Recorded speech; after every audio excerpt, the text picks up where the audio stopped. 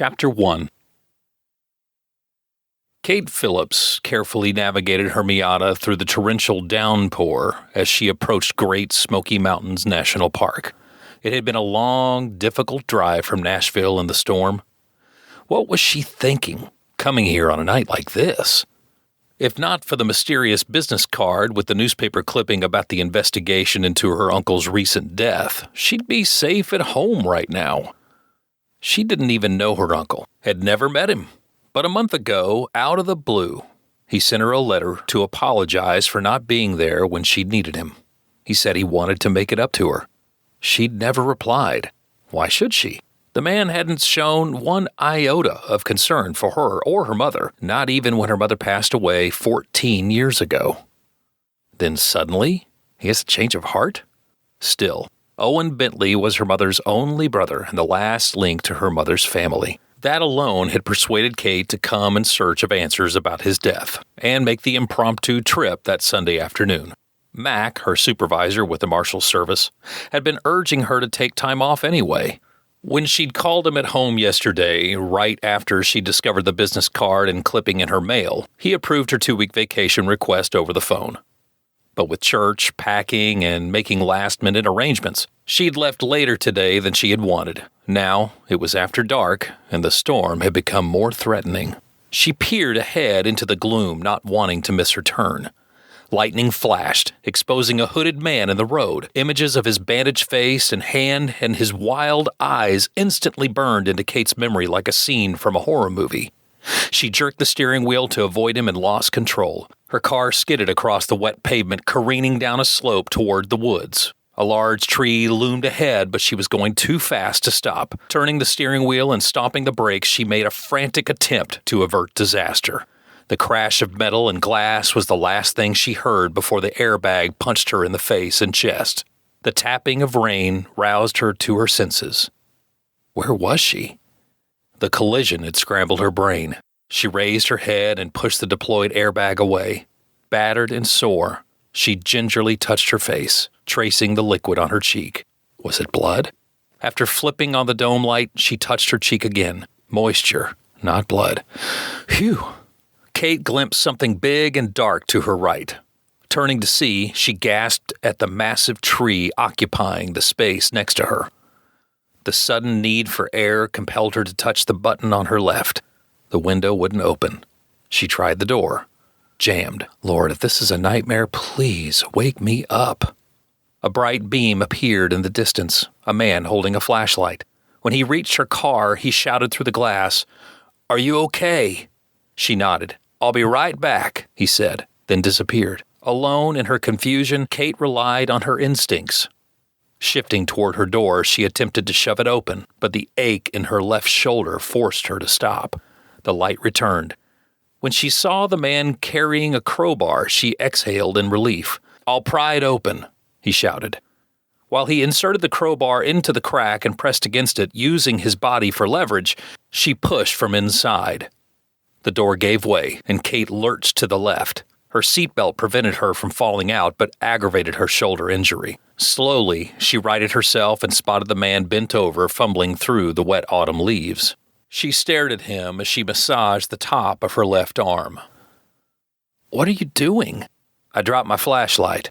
He scooped it up and wiped his muddy palm on his soaked jeans as he came toward her, illuminating the car. "How far away is the Cades Cove campground?" she asked. "Camping tonight in this rain?" He frowned at the dark, stormy sky. "You'd be better off staying at the motel in Tyler's Glen.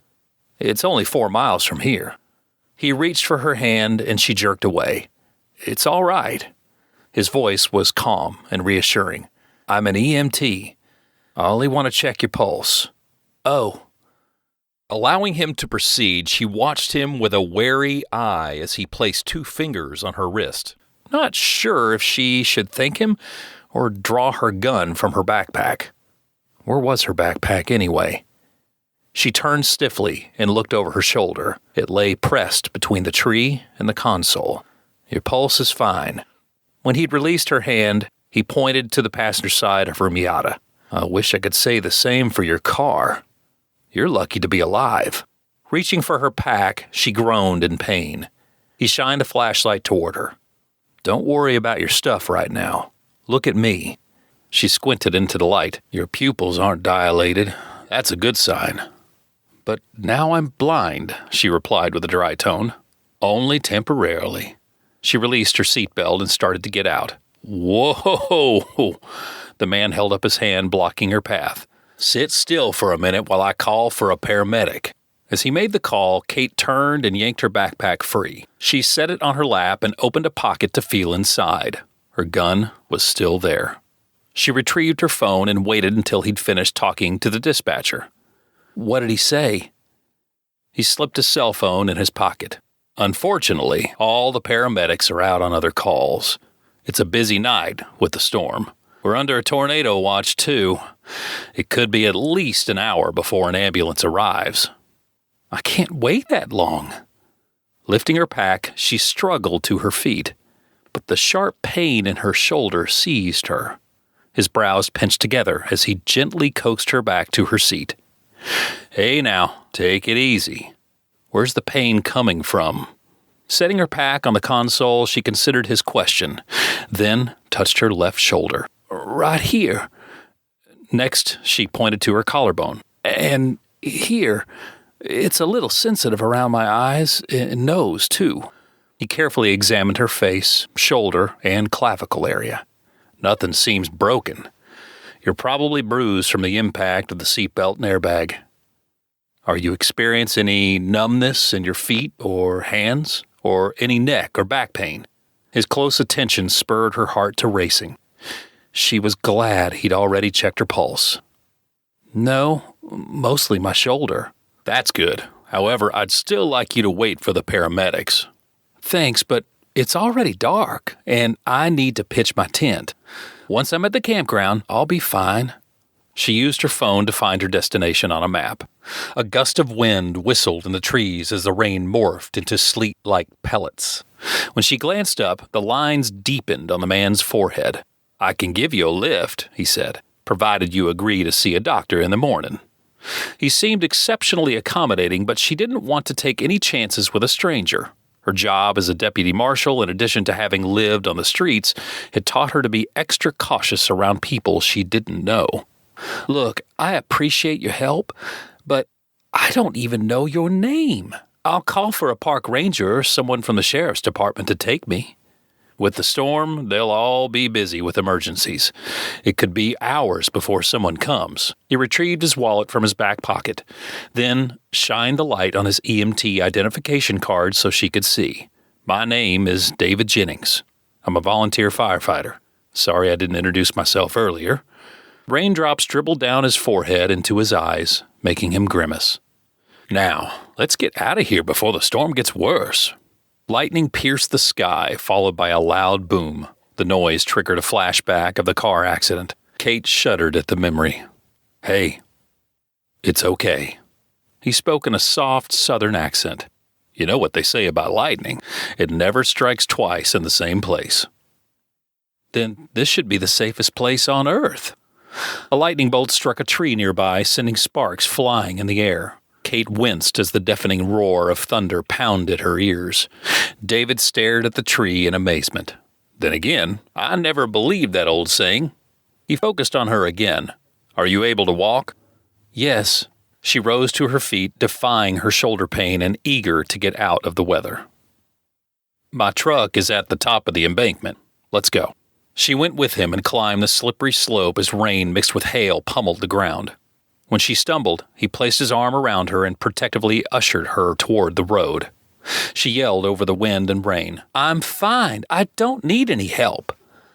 "We're under a tornado watch. We don't have time to argue." The hail morphed into chunks that clattered as it hit the earth. Kate quickly capitulated and let him assist her as they climbed the rest of the way. Wet and cold from the storm, she grudgingly appreciated the warmth and strength of his body next to hers, which calmed her and made her feel safer. When they'd reached his pickup, he released her so she could open the passenger door. Then he helped her step onto the running board.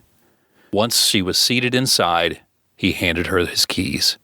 "Start the engine and warm it up while I go get your things." After he disappeared in the storm, she stuck the key in the ignition and started it. As soon as she flipped on the headlights and heater, she realized he'd put complete trust in her. A total stranger with his truck.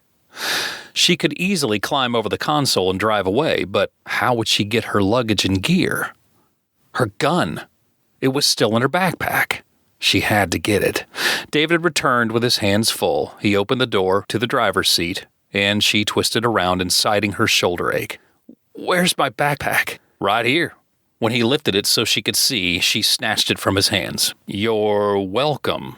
Light sarcasm laced his voice. While he stowed her camping gear and small luggage in the rear seat of his extended cab, Kate set her pack in her lap. She confirmed her personal Glock was still inside, along with her wallet and the mysterious business card and newspaper clipping that had led her there. Having loaded all of her things, David climbed into the driver's seat. When he called to cancel the paramedics, Kate touched the gun in her backpack and scanned the dark forest bordering the road. The parts she could see in the beam of the headlights. The hail and lightning had subsided, but a steady downpour continued to tap the windshield as a country song played on the radio, filling the awkward silence while they waited for the foggy windows to clear. She studied the man from the shadows. He appeared about her age, in his late 20s, maybe a little older. His dark, dripping hair curled at the ends around his handsome face, reminding her of a boy who had been playing too long in the sprinklers. His rain-soaked t-shirt and jeans, however, revealed broad shoulders, strong muscles, and a lean physique. He sneezed. "Bless you." She hoped he wasn't catching a cold. Guilt needled her for being harsh with him earlier. "I'm sorry. I didn't mean to sound like I was ordering you around, especially after everything you've done for me." The corner of his mouth ticked up. "It's understandable, considering what you've been through tonight." Reaching for the door handle, he glanced her way. "I'll be back in a sec." "Wait, where are you going?" Still shaken from the accident, she didn't want to be alone, but he'd already left. Within a minute, he'd returned. "Here." He handed her a wool blanket and a bottle of water as he got in. "You're shivering." A sigh escaped her lips as she took the items. "Thanks." She tugged the blanket around her shoulders and drew it close. "What about you? You must be freezing in those wet clothes." He shrugged it off. "I'm okay." "Where did you get the water and the blanket?" "I carry an emergency kit in the bed of my truck." She smiled, impressed. "You must have been a Boy Scout." "Eagle." "For real?" "Scout's honor." He gave her the three-finger scout salute. After a moment, he cast her a sideways look. "Now, the worst of the storm is past. When are you going to tell me how your Miata got wrapped around a tree in the Smoky Mountains?" She rubbed her temple, recalling the disturbing details. "A hooded man crossed the road right in front of me, and I swerved to avoid him." David frowned with a slight headshake. "Not the best night for a walk in the park. At least you didn't hit him." "No, I'm thankful for that, but it was so strange." "What?" "How he came out of nowhere, and he had a bandage on the right side of his face. His hand was wrapped too." David's eyes sparked with interest. "Sounds like a zombie. What else do you remember about him?" "That's it, really, except for his terrified expression when he saw my car headed toward him." She sighed deeply. "I shouldn't have come here. If I had stayed home, my car wouldn't be wrecked. Look, I know you have reservations at the campground, but I think you'll regret not staying at a warm, dry motel tonight." She knew he was right. After everything that had happened, the last thing she felt like doing was pitching a tent in the rain. "Is the motel in Tyler's Glen nice?" "It's nothing fancy, but it is clean. Works for me. As long as it has a hot shower and a warm bed, I'll be happy." She was already looking forward to it. "So you're from Nashville?" His casual remark caught her off guard, and she clenched the gun in her backpack. "How did you know that?" "I saw your license plate when I went to get your luggage. It said Davidson County." "Oh." She relaxed the grip on her Glock and watched the lightning show in the clouds overhead, not inclined to talk about herself or why she'd come. Having checked his mirrors, David put the truck in gear and made a U-turn on the highway. Maybe it's none of my business, but what's a girl from Nashville driving a red convertible doing way out here on a night like this?" She pretended to be indignant. "You have something against red convertibles?" His heart-stopping smile revealed straight white teeth. An amused gleam twinkled in his eyes. "No, but I do wonder how you pack so much into such a tiny car." "It wasn't easy," she replied with a slight grin. "What about you? When you're not rescuing city girls out in the boonies, what do you do?" "I'm in agriculture," he replied with a businesslike flair. "As in farming? Isn't that the main business around here?" "Farming and funerals. Unless you work for the new chemical plant, but we have a world-class farmers market and a couple of RV parks. Plus, you can't beat the scenery." His reply amused her. The lady can smile. "My teeth are the only part of me that doesn't hurt." He reached across to open the glove compartment and took out a small bottle. "Here." She squinted at the label on the over-the-counter painkillers. "You are an Eagle Scout, aren't you?" "You didn't believe me?" She swallowed a couple of pills and chased them with a sip of water. "I do now."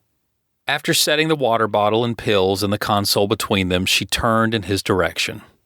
"Seriously, I appreciate that you stopped to help me. I don't know what I would have done if you hadn't."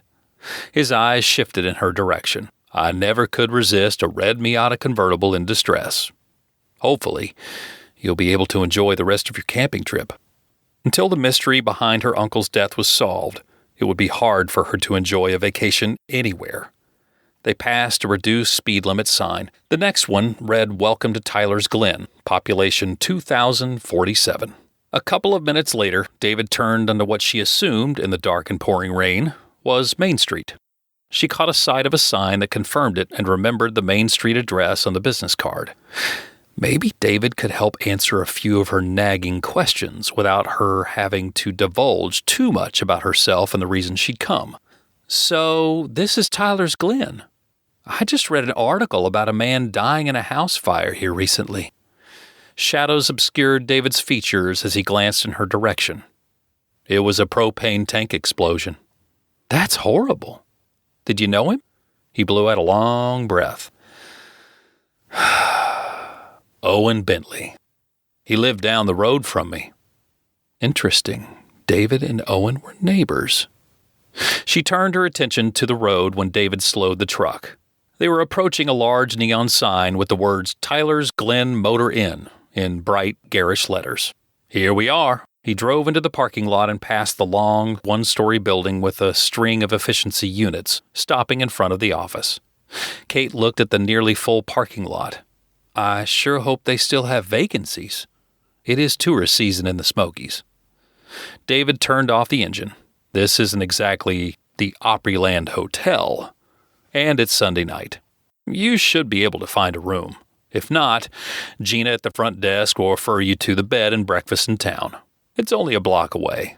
I can wait, take you there if you'd like. She smiled, appreciating his offer.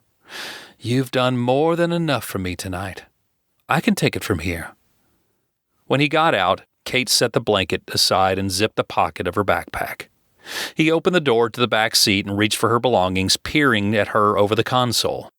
"By the way, the local sheriff's department has a website with the number you can call to report the accident." "Thanks." She turned to her door and studied the dark sky and falling rain through her window as she prepared to make a dash for the motel. "Hold on," he said. "Don't forget the water and the ibuprofen. You're going to need them in the morning." She stowed the items in her backpack before she jumped out in the rain. He joined her under the awning outside the motel office, hauling her bags and camping gear. "You should stop by Doc Granger's first thing tomorrow and get checked out." "Is he on Main Street too?" "No. He needed a larger building and moved to First." She grinned. "So, there is another business in town besides farming, funerals, and chemicals." "I'm not sure a growing medical clinic is anything to brag about." A touch of irony resonated in his voice. "You know, I'd feel better if you'd let me take you to the doctor's office tonight to be on the safe side." After everything he'd done, she didn't want to impose again. He must have better things to do than chauffeur her around town. Besides, Other than being bruised and sore, she felt fine. "I'm all right. All I need is a nice hot shower and a good night's sleep." The light from the motel office revealed his masculine features and the hint of disappointment flickering in his clear blue eyes. "Hey, if not for you, I'd probably be wandering around in the pouring rain like that guy I almost hit. At least you had a car."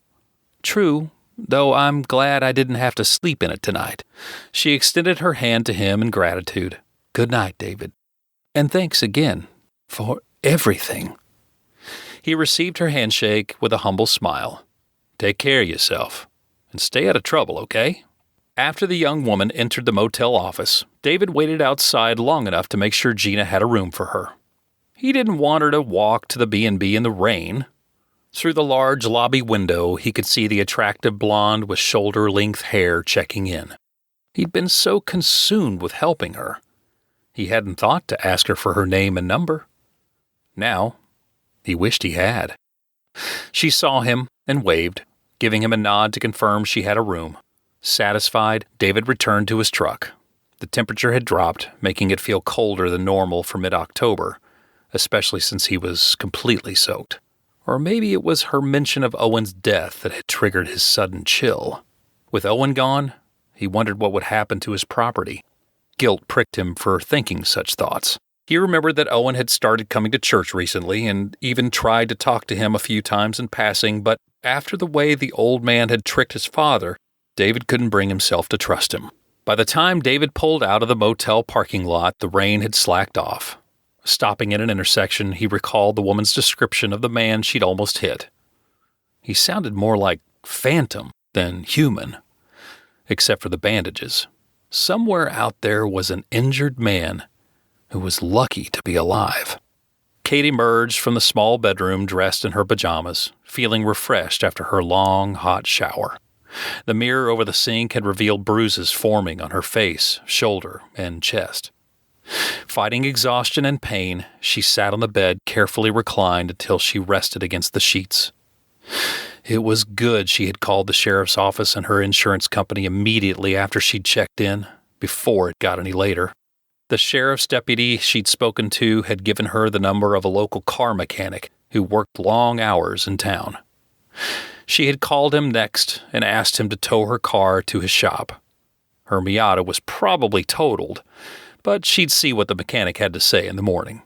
It had been one of the worst nights of her life, and yet she felt thankful to be alive and grateful for David's help. As she rested on the bed, relishing the comfort of being warm and dry again, she hoped David was faring as well right now.